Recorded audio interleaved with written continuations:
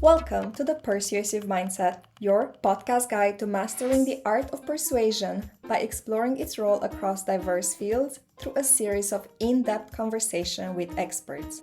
I am your host, Dr. Serena Maté de Londra. Today, we have the pleasure of speaking with William Hanson, the Executive Director of the English Manor, an etiquette expert and author. The English Manor is based in the UK and is renowned for its world-class etiquette courses, which help individuals to refine their social and professional skill set and to strengthen their confidence. Hanson's latest book, titled Just Good Manners, demystifies traditional etiquette and makes it relevant for today's world. In this episode, we'll explore the intersection of etiquette, persuasion, and respect, discussing how social grace isn't just about rules, it's about understanding human behavior and building trust. As Hanson notes, and I quote, "Ultimately, etiquette is respect," end quote.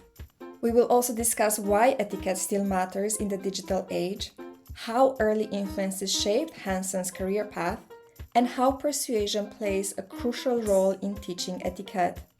He eloquently shares the following thoughts regarding persuasion.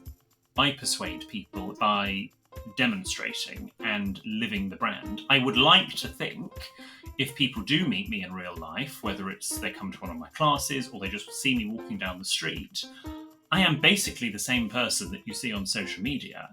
I think the best way to persuade someone into a way of thinking is by living the brand and being the brand.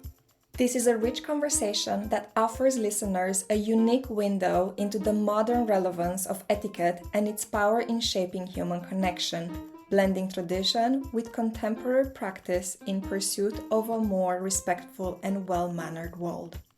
Now, let's dive into our conversation with William Hanson. Enjoy! I'd like to start our conversation by asking, how do you define etiquette and how does it differ from protocol? Etiquette is how we interact with other people, and etiquette is context specific. So the etiquette that you would display perhaps in the United Kingdom, for example, may be different from the etiquette that they would have in Japan. There will be a lot of similarities, but it is different. Even within the United Kingdom, for example, how you behave in Buckingham Palace may be very different from how you would behave in a pub. So etiquette is a set of rules and guidelines that generally are correct, but sometimes in order to be more well-mannered, which is always more important, you actually have to break the rule of etiquette in order to be more well-mannered. Protocol, very strict, often with less wiggle room than etiquette, and it's used in a diplomatic or government sense. Which way around the flag should go, for example, who speaks in what order, but similar. But etiquette is my field, and some people think of etiquette as a dirty word, but sadly for them, I don't agree. What is the English Manor and how did you become involved with it? The English Manor was founded in its current form in 2001 by my friend and colleague, Alexandra Meservy. Alexandra's background was in the royal household of Her Majesty the Queen, and she worked for the royal household on 2 occasions. She sort of left and then went back, having had her child. And Alexandra latterly, just before she started English Manor, worked for a finishing school, one of the last remaining finishing schools in the UK, a company called Lucy Clayton. And Lucy Clayton, sadly, had not updated their curriculum. And they were still really teaching flower arranging, getting in and out of a car nicely. And life changed. And all of that is terribly important, but there's other stuff that we need to learn. And Lucy Clayton decided that they would go in a different direction. They were going to rebrand, become a business school, and they weren't going to do any etiquette or finishing. And Alexandra, who was working for them as a consultant tutor, said, but I still think there is a need for this. Do you mind if I continue it? And they said, yes, absolutely. We will give you that part of the business. You just can't call it Lucy Clayton because we're going to sort of stop that name. And so the English Manor was created, changed, took on what was great about Lucy Clayton's finishing side, but very much a consultancy business. I was approached to join the English Manor in 2008. And was very pleased to take over ownership in 2019. And how did you start teaching etiquette? I had a very unusual journey to start teaching etiquette. I never sort of, as a child or even as a young adult, really set out to have this as my career. What happened was that my late grandmother gave me a book of etiquette when I was 12 for Christmas, which is what got me interested in etiquette. And then I read more books. I found it quite interesting. But, I read etiquette books as a hobby, but I had no intention of this becoming a career. And then when I was 16 or 17 at my school, they came up to me and said, we need someone to help teach the younger years how to set a table. Do you think you could do that? I thought, well, it sounds fun. Yes, I think I can. Let me help you. So I started each Tuesday teaching etiquette. And I thought, this is I quite like this. It's not a career, but I quite like this. I'm enjoying it whilst I do it. And then some sort of local groups near my school heard about me and said, come and talk to us. And it just started to slowly grow and build. And I went off to university to study English. And it was whilst I was there, that's when Alexandra from the English Manor wrote to me and said, look, have you considered doing this as a career? We had a chat. And by the time I had finished university, I was already working for Alexandra sort of ad hoc. And then it became a full-time career. Do you think that media coverage played an important role in your initial involvement with the English Manor? Yes, I guess it did. I mean, she had read about me in the Daily Telegraph newspaper and Tatler magazine in the same week. So I was lucky to get that. Those are two big publications in the UK, and Tatler is also international. So it was lucky that coincided. And I always wonder if, Tatler had been in January and the Daily Telegraph had been in August and they had been sort of a bit spread out, would I have entered Alexandra's psyche as much as I did? I don't know. We'll never know. May I ask you to please share a memorable experience from your etiquette career? That's a very good question. I was very lucky I was already teaching etiquette. I had just left university, but in about 2011, I was working for some members of the English aristocracy, and I was there on a temporary basis as a freelance etiquette consultant. They needed someone to fill in, and my colleague was working there as well. And he said, I think William would fit the bill. And we had Queen Elizabeth and Prince Philip, the Duke of Edinburgh, come for lunch. And I learnt so much in that 1 week, more than I have learnt in any other time of my career. That 1 week was incredible. I mean, I also, hilariously, I didn't actually know what was going to happen. It was only when I arrived, my colleague said, so why we needed you is because the Queen and the Duke of Edinburgh are coming for lunch in 3 days. So, okay, great, good. So in many ways, that was good because I didn't have time to worry. How does one manage to stay composed in high-pressure situations such as the one you have just described? Some people think better on their feet than others. And if you know what you're meant to be doing and you know your subject well enough, then I think you'll be okay. Typically, how many staff are involved in running an event like the one you have just mentioned? Where I was working, it's a castle. It's not a private home. I mean, it is a private home, but it's not a private home like you or I would live in. So there are lots of people working there. And there were different components. There must have been about 20 of us in total. But in terms of the lunch, there was the butler, there was me as under butler, and 4 other members of staff. So there were maybe 6 serving that lunch. We had 30 people for lunch. So I think there were about 6 of us. How precisely timed are events involving the royal family, and how does that affect the meal planning? We were allocated 48 minutes from Buckingham Palace for that lunch. It was a 3-course lunch because at 1:48, Her Majesty stood up, left the room, left the building, got into a helicopter. It was in the north of England, and went down to go and meet the Prime Minister, David Cameron, I think at the time, for the weekly audience. Just for fun, did your experience at the castle remind you of the very famous series now, which is called Downton Abbey?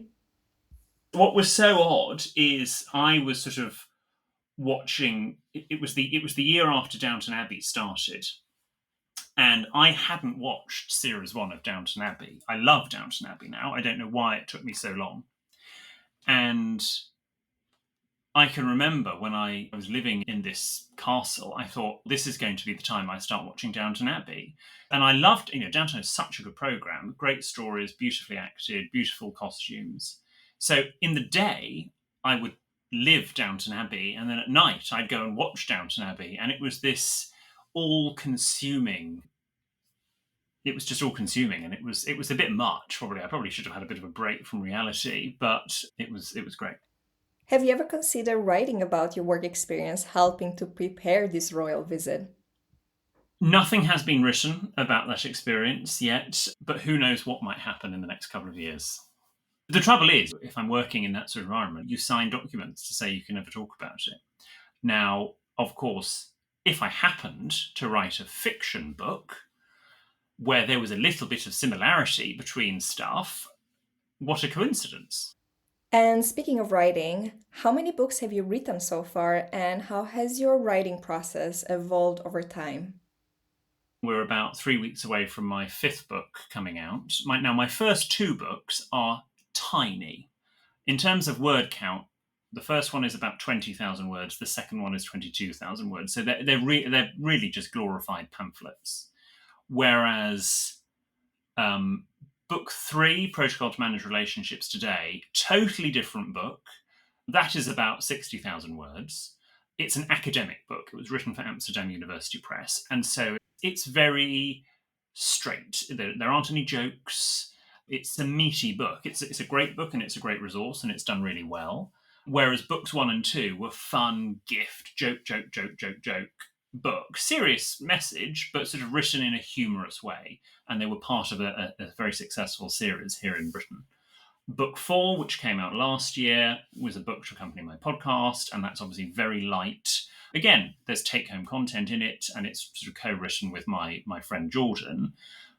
Book 5, Just Good Manners, which comes out in the UK on the 12th of September, and in America it'll come out in May next year, is 77,000 words, is just me, is a useful reference book, but it's designed to be read from cover to cover, not in one sitting, but in one sort of progression, and is humorous, but also, again, has a serious message. The writing process for all 5 of those books has been completely different. In amongst all of this, just before we did the Help I Sexted My Boss book, my colleagues and I wrote the Train the Trainer manual, which is our grade 1 handbook that is not available for purchase. It is only for Train the Trainer students. Now, that was a collaborative effort, but again, that's very instructional. It is a textbook, so it is not a commercially available book. The process for writing my own book this year, I had 2.5 months to write it. I didn't have a lot of time. I wasn't given a lot of time by my publisher, who I adore my publisher, but if I could do it again, I would probably ask for a bit longer. But equally, having just done the audio, where it's the first time I have sort of read it back for quite a few months, I am very pleased with it. It's a nice book. I made myself laugh at points with jokes I'd forgotten I'd put it in.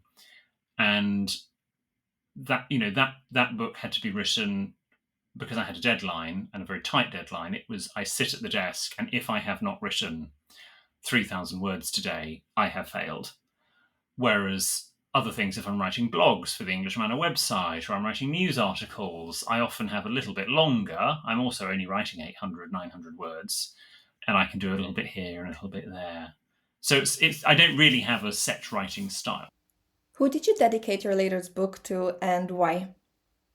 It's dedicated to my grandmother, who gave me that first Etiquette book when I was a child. And other than the podcast book last year, which would not have been appropriate to dedicate to my grandmother, I felt that she wouldn't have wanted that.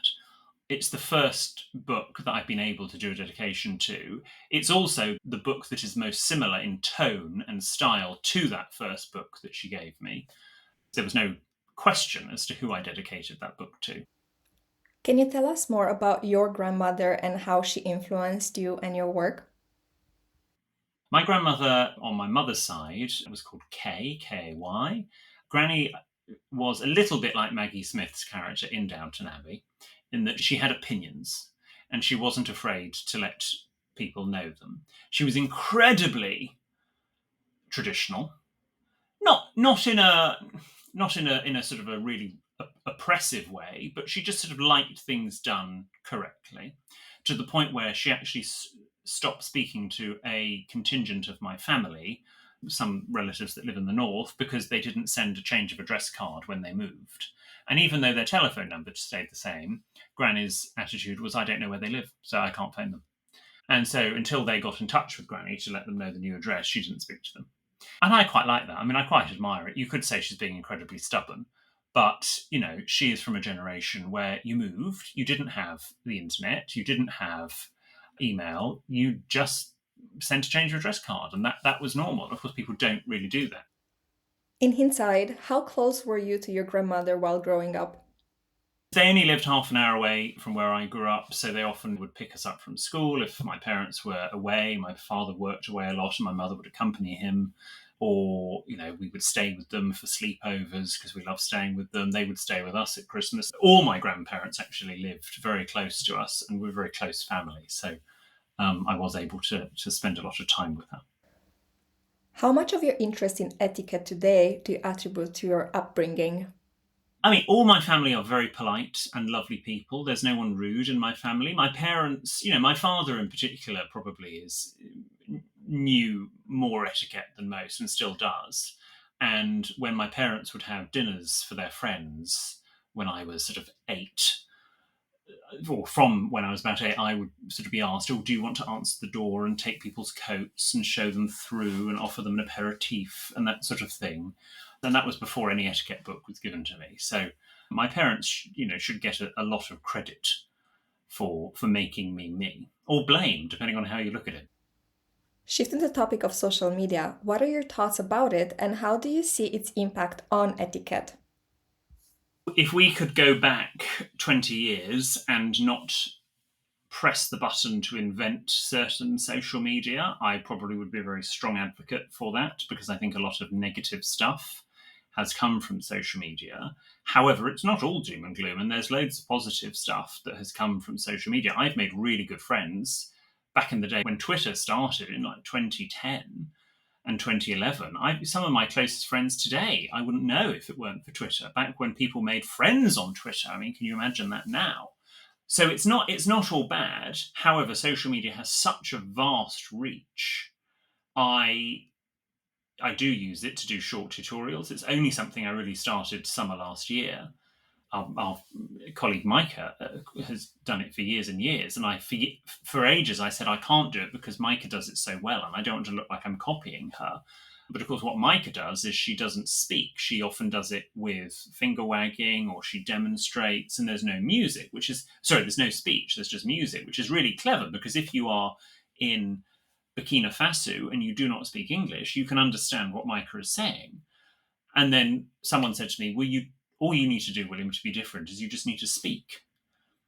And it was so obvious that I hadn't thought of it.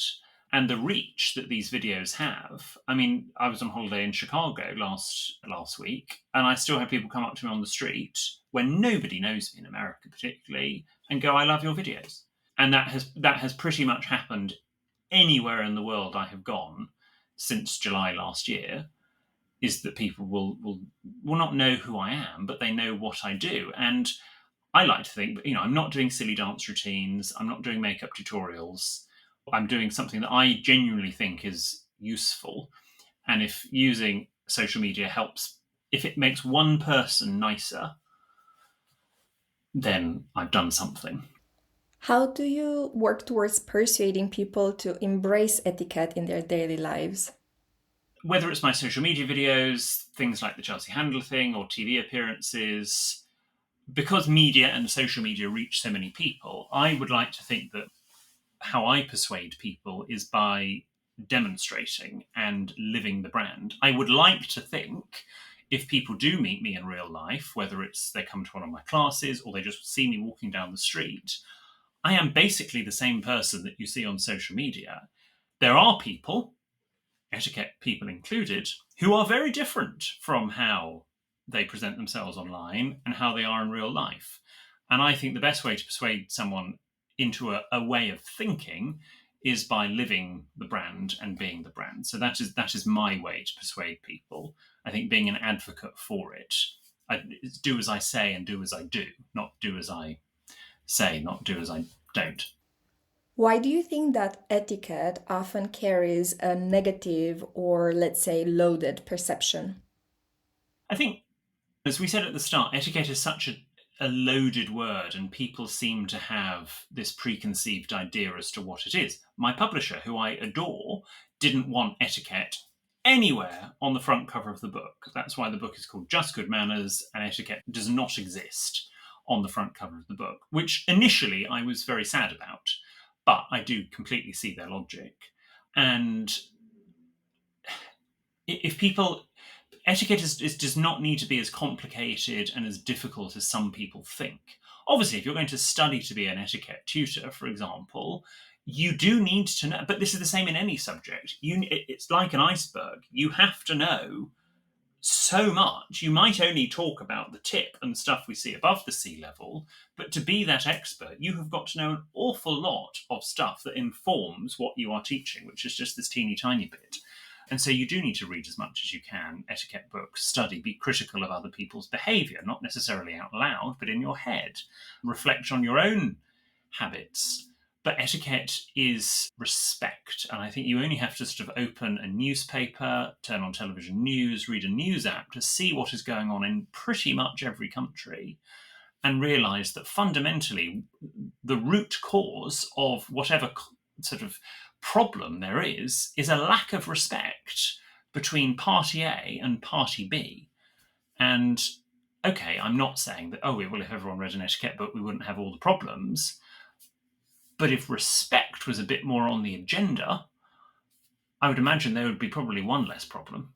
And as we reach the end of our conversation, I'd like to ask, what final words would you like to share about etiquette? And do you have any advice for junior professionals interested in pursuing a similar career to yours?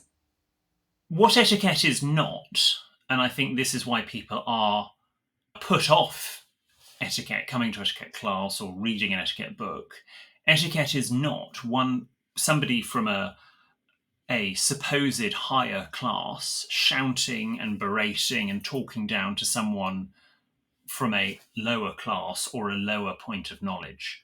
And that is not going to persuade anyone to be nice to one another. And sadly, the representations of etiquette that we have seen in the media, generally, certainly in Britain 10, 15 years ago, was that. And that's slightly why etiquette has a bad name. It's also how etiquette, in its modern sense, Louis XIV started it to sort of keep people in their place. But, things evolve, and Louis XIV was around a heck of a long time ago. So, of course, it has changed. So if you are going to persuade someone into the need for etiquette, shouting at people, making people feel small is not the way to go. And, thanks to technology like this, we're sitting in two different countries. I am able to teach people all over the world. And although for however long I have taught etiquette, I've always met people from all over the world. At the start of my career, we didn't do online training. So you only met people in London. But now, thanks to the ease of international travel and the internet, we're able to travel anywhere at the drop of a hat. And that concludes our conversation for today. If you enjoyed this discussion, please be sure to subscribe, leave a comment, and share this episode with others who might benefit from it. Until next time, be well!